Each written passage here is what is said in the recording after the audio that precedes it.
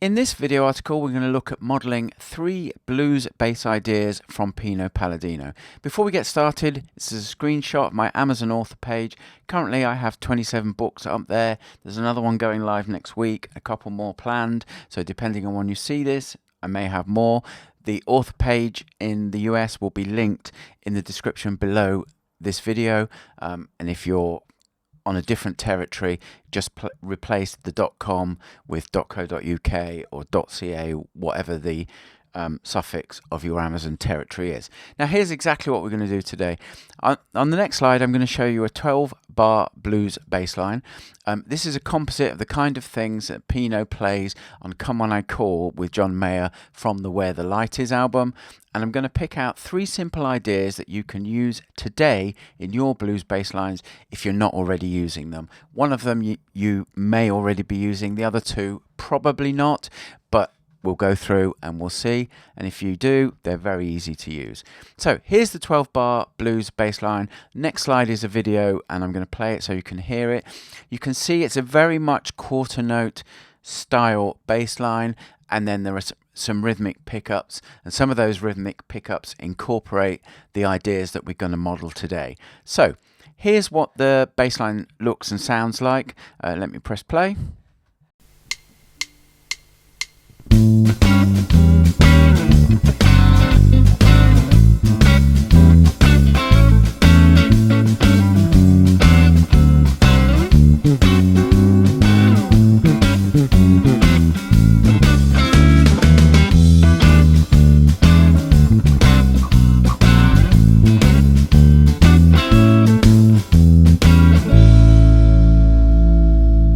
Okay, so that's the bass line, gives you an idea of what it sounds like.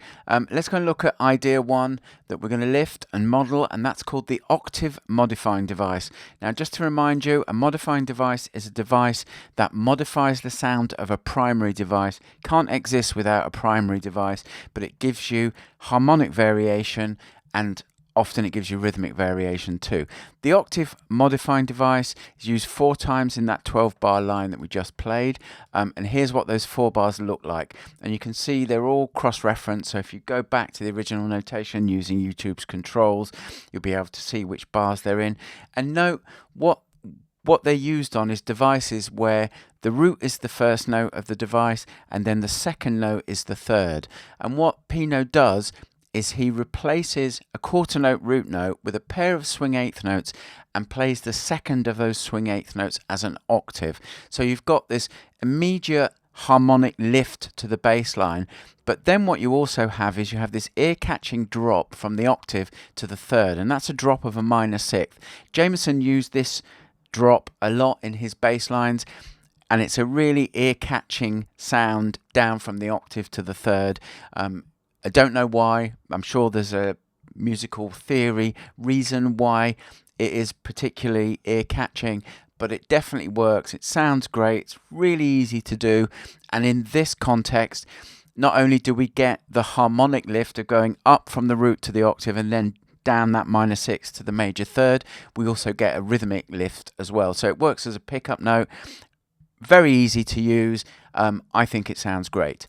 The second idea is we're going to use the 5th as a modifying device. Now this is only used once in the 12 bar we just looked at, and Pino played, and it was bar 7. Pino played it over an 8 flat 7 6 5 device, which is a simple linear device that you'll find in all blues bass lines. All players use it. Tommy Shannon, Berry Oakley, Duck Dunn, Jameson used it on various lines. McCartney used it. All sorts of players use this device. It's a foundational device in the bass player's vocabulary. And what Pino did was he layered on upper fifths as that device descends on the 8 flat 7 and the 6 notes of the device.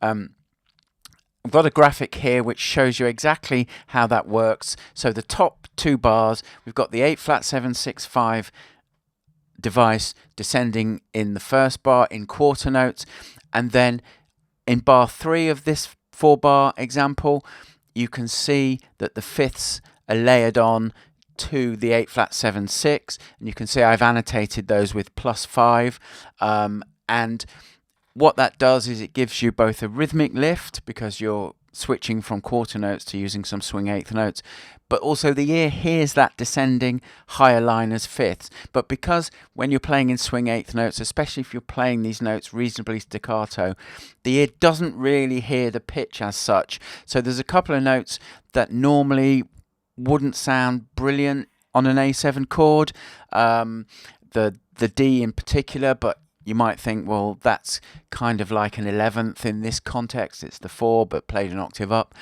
But when it's played within the context of the example, if you go back and listen to the example, the ear just hears the flurry of notes, and it really lifts and gives a nice variation to what is a very ordinary device that's used by millions of bass players in millions of bass lines. So that's the second idea that we're going to lift. The third idea is called the root 5 root triplet modifying device. This is used twice. It's used in bar 2 and 10 of that 12 bar example.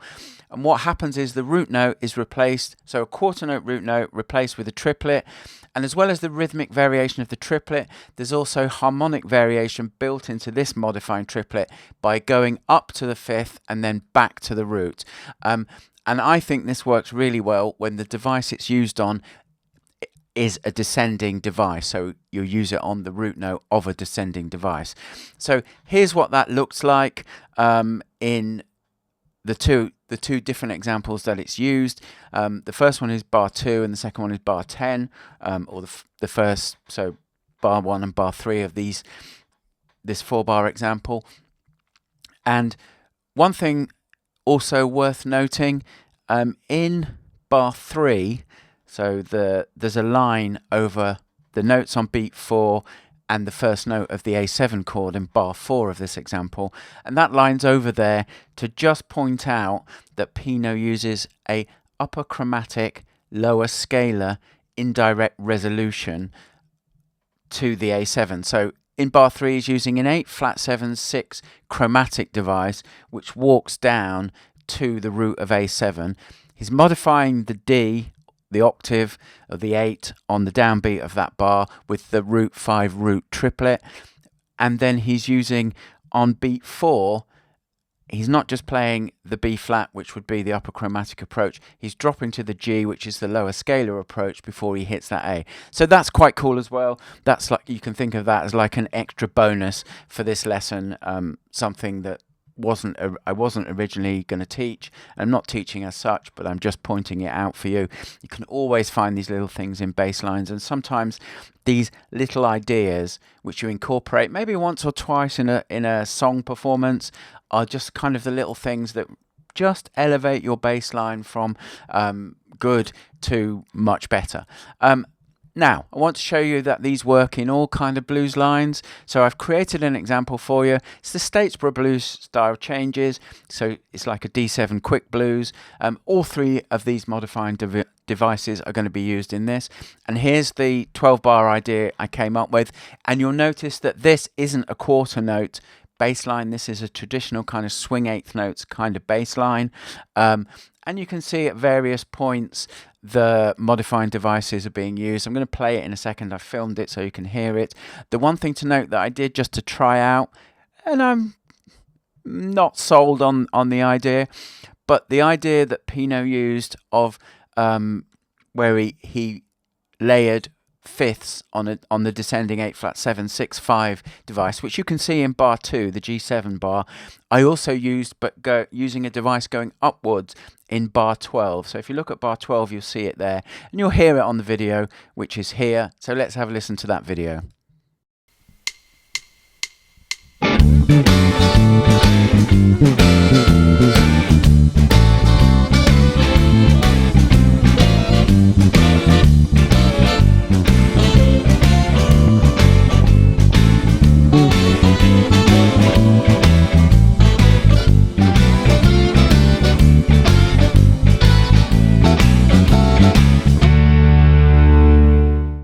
So that was just standard blues devices with some of those modifying ideas that we've talked about in this video layered on top. So you can see it works in a swing eighth note kind of context, as well as in the more quarter note based line that Pino played with John Mayer. So closing out, that's 3 simple ideas that you can use in your blues lines today: the octave modifying device, the root 5 root triplet, and then those fifths on a descending line like 8 flat 7 6 5. They're all modifying devices. They work in all blues and blues rock settings. You can even adapt them for straight eighth settings. And the triplet, instead of playing the root 5 root triplet as a triplet, because obviously that won't work in a 16th note setting, you could play it as 2 16th notes and an eighth note. So this is the book that the first bass line was excerpted from. It's called Pino Palladino Style Grooves. You'll find it on Amazon. If you purchase this new and send me a copy of your invoice, you'll get access to the accompanying online web version, and all of the examples in the book are played there, and there's MP3s to download and bonus lessons and stuff like that. One thing to tell you though, this book is more about looking at the kind of funk rock style lines that Pino played with John Mayer in over several albums, rather than the much more specifically blues style line that we've looked at today. So do bear that in mind if you're looking for blues things, strictly blues and blues rock. This book isn't it, but if you're looking for kind of the cool things Pino did with John Mayer on tracks like Good Love Is On The Way, Who Did You Think I Was, their version of Wait Until Tomorrow, all those kind of tunes, then there's a ton of that kind of stuff in this book. So that's it for this video. Thank you for your time.